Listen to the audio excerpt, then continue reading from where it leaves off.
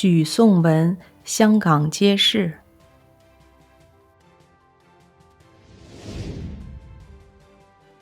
萧凤霞踏迹寻踪。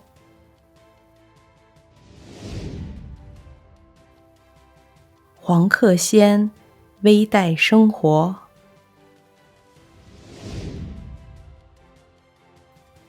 王洪志龙与诗的对话。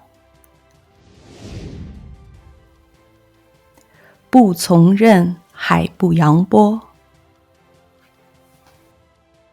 So good morning, good afternoon, good evening to everyone who might be viewing this video. We are filming this video for a purpose because we are very glad to have found the winner for the I-Class Book Prize 2023 Chinese edition.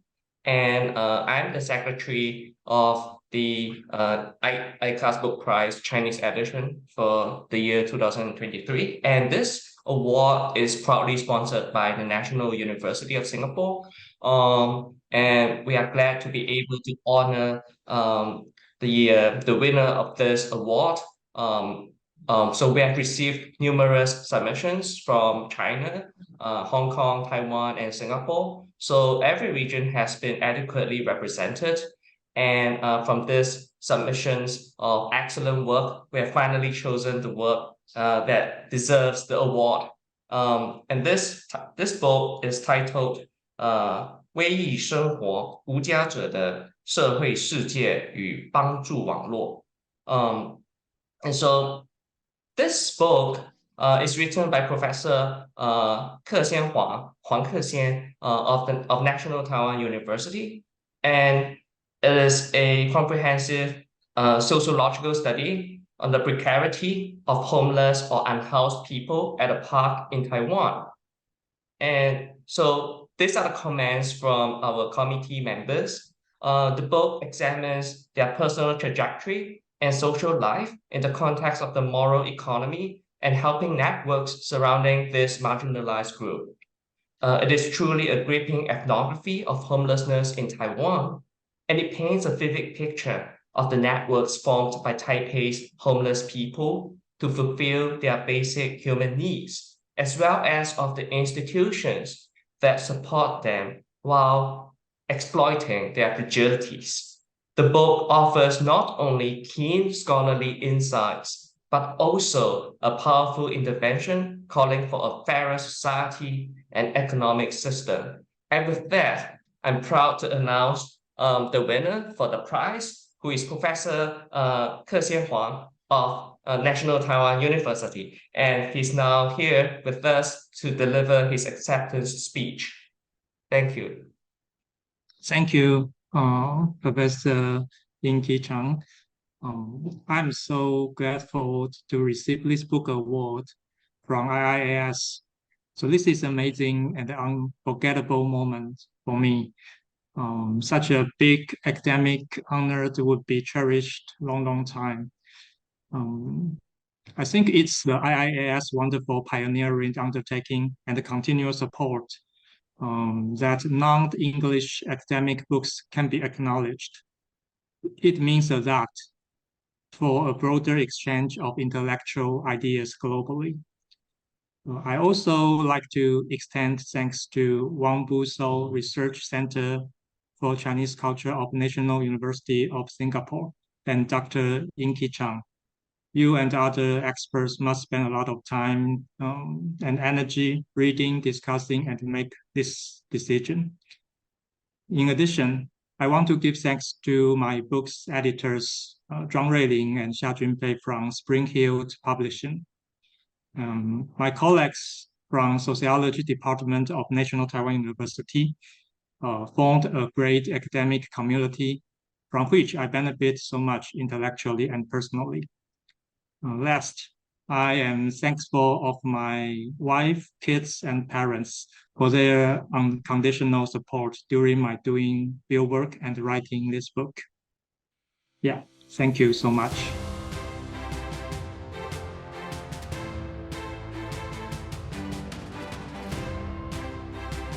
All right, so thank you, Professor Huang. So Now we will move into the Q&A session, which is basically an interview with the winner of the book prize. So perhaps I would like to ask Professor Huang, what is the book all about? Because there's only so much that the winning comments from the selection committee can do, and if they do not do entire justice to this wonderful book. So what's this book all about, actually?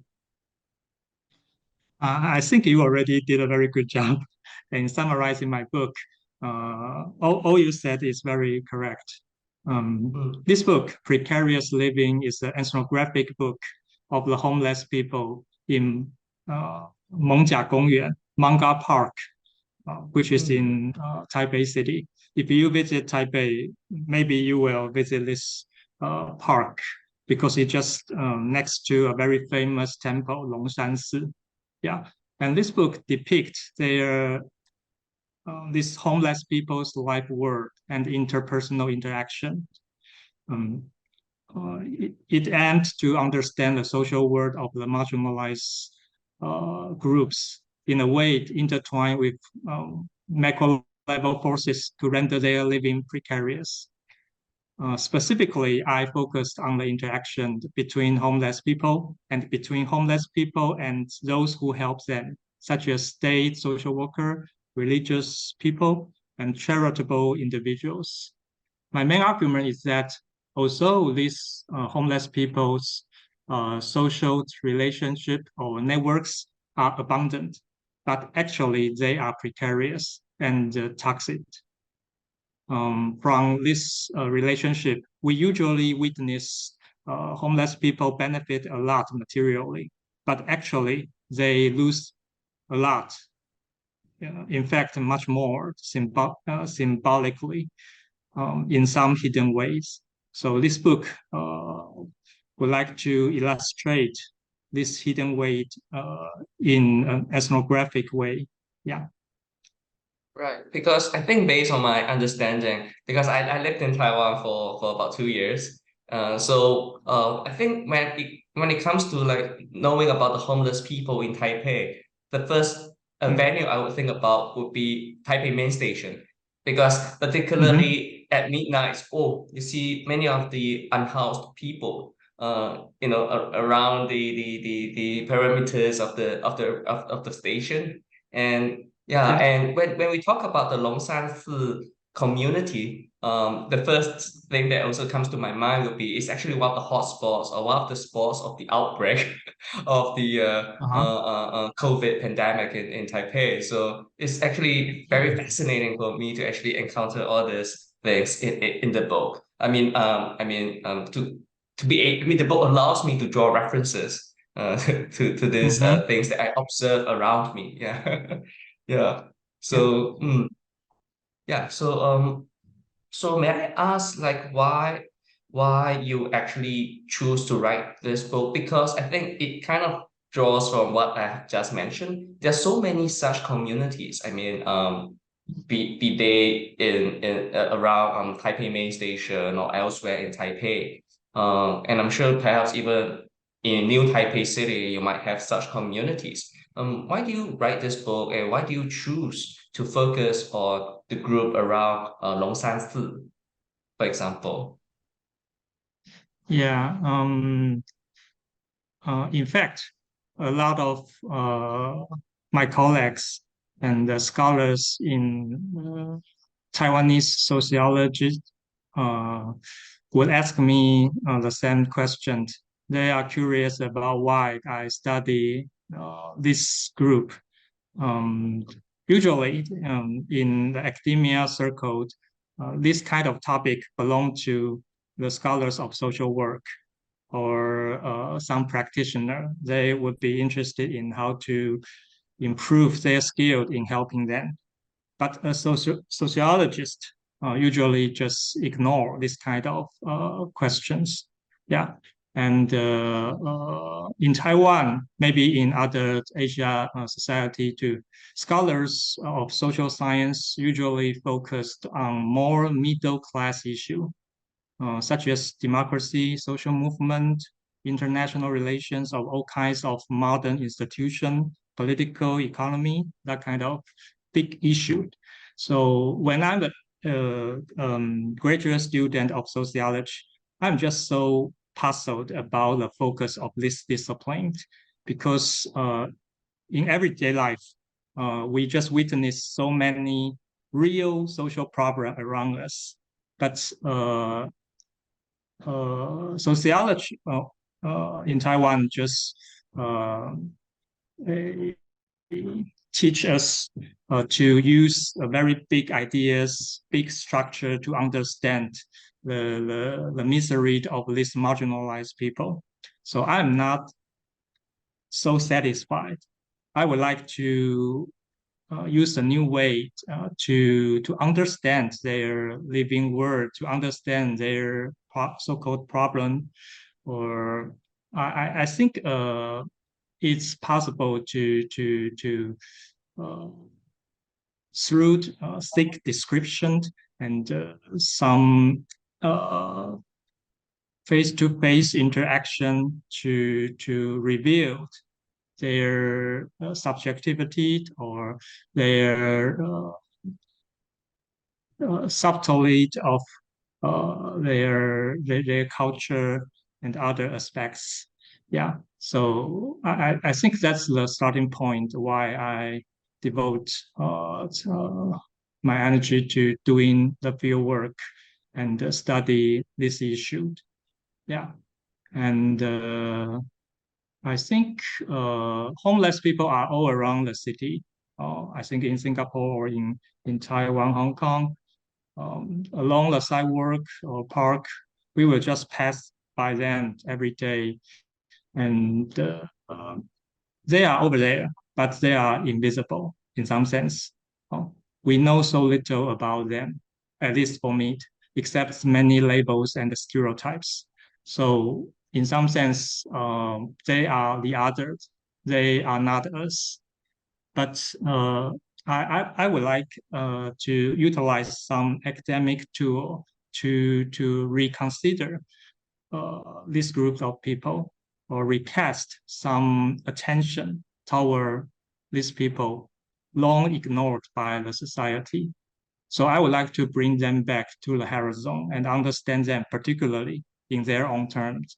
So the curiosity about their living world is a driving force of this research. And I hope this book would reveal their faces as much as possible and reveal their subjectivity and sociability on the ground. So I hope this book succeeded to give voices and faces back to them. Yeah. Right. Oh, so I think they have given a somewhat like professional explanation and academic reasons why you want to write the book. But may I ask, like, how did the subject of the book actually come to you?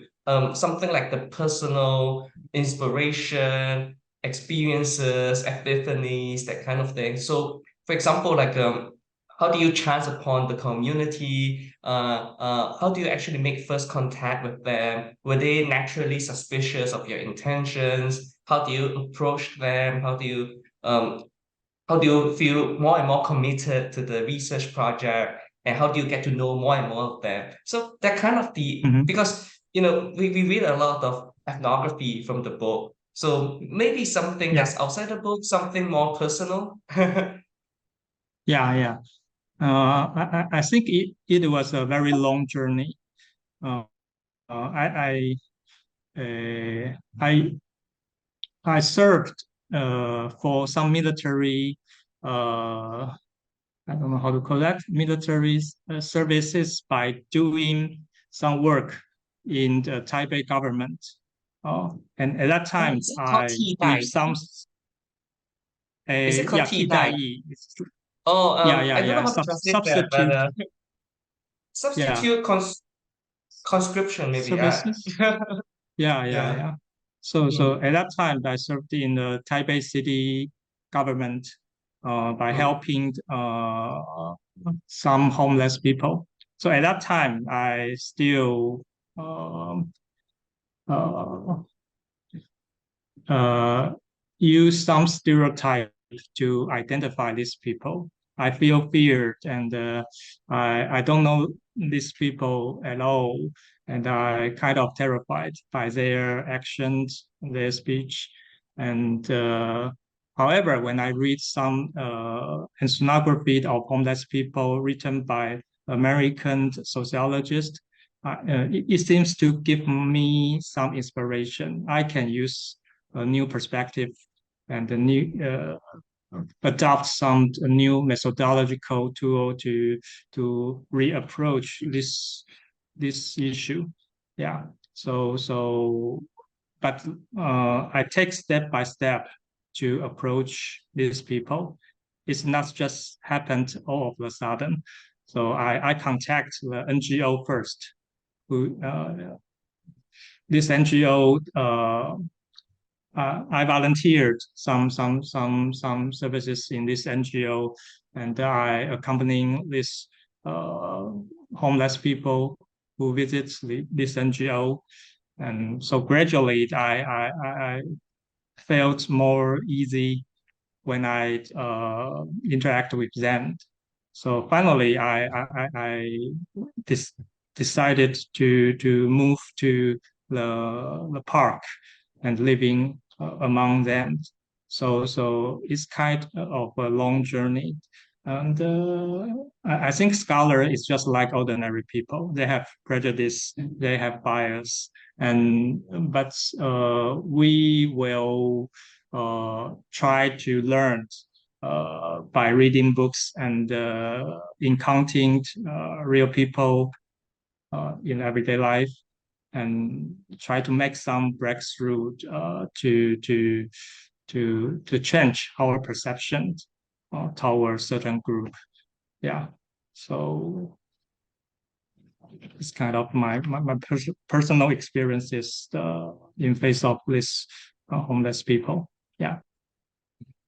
Oh, so I think it leads me to my final question. Um, I think you have also touched upon it in your sharing just now, but what kind of impact? The impact can be non-scholarly. I mean, what kind of impact do you think your book should have or will have? And because when reading the book, I find it very intriguing. For example, we talk about all this like mutual help groups or charity and state institutions and having these provisions in place for the homeless. But at the same time, I think many of us, including the viewers of this video, might have encountered people who voluntarily wanted to go homeless because they simply prefer the lifestyle or they had difficulties with their own immediate kin, family, and friends. And as well as sometimes we can't help but become a bit Foucauldian about this.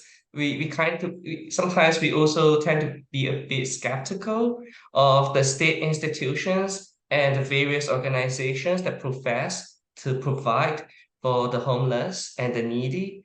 And so, how do we actually reconcile what they say and what we see sometimes, or what we deeply feel? Because sometimes it also like what the committee members have mentioned, we kind of get the sense of the fragility of the institutions. It may not be due to the structure of the institutions, but simply because their ultimate aim might not have been the homeless people after all. I mean, of improving their lives, but sometimes it could fulfill another agenda that's not publicly stated. Yeah. So what kind of impact along these Yeah. lines do you see your book will have? Yeah, definitely. I hope this book will not hinder any intention of helping others. Yeah, and but I would encourage the reader to reconsider how they help other people, including their kids or the people in need around them, or the homeless people. I think we may have some critical eyes toward ourselves. We can have some reflexivity toward how we treat others. And in my field, I will witness that many good-hearted people did something very bad toward these homeless people while they are helping them. So I tried to analyze how this could happen paradoxically and encourage every helper to rethink or to reconsider how our help could works more efficiently and effectively. Yeah, and I think it's very important to let our goodwill not become a path toward hell, right? So this is one of the intention of this book, and also the impact I would like to have toward the reader. And academically, I hope this book may encourage more students to devote themselves into the study of people surviving in the age of the society, or so-called underclass, some economically disadvantaged people in their society, and also try the method of ethnography. Um, I also encourage social scientists to write a book in addition to journal articles, because the book will take the reader into deeper analysis, and the book can allow the writer to I think reveal more about the field and the people you are concerned about. So so it's very important to have scholars to write a book. Yeah, and however, we all know in our institution there are a lot of limitation about doing that. Yeah, but I still encourage. Yeah, so I also hope more scholars may pay attention to the study of various social problems around our everyday life. So we should not leave this important problem just to the practitioners or government only. I think it's very important to have scholars' critical voices engaging in this discussion. Yeah. Since the subject of this book is about poverty and extremely bad living conditions, so the situation is kind of emergency. So when I try to find a publisher, I would like this book could be available to more people, not just scholars, but also ordinary Taiwanese who are interested or concerned about the problem of homelessness. So I try to write my book in a very in a more interesting way, or in a way more accessible to non-academic audience. Why? This is because I would like to create some impact on ordinary Taiwanese people, and I try to publicize the academic knowledge. I believe academic knowledge would matter to non-academic audience, and change the way Taiwanese society or Taiwanese people view this group of people, homeless people. And I hope this book may have that kind of impact. And then maybe the government, the policymaker would listen to the people and change the way they treat the marginalized people and shift their agenda of the policy. Yeah.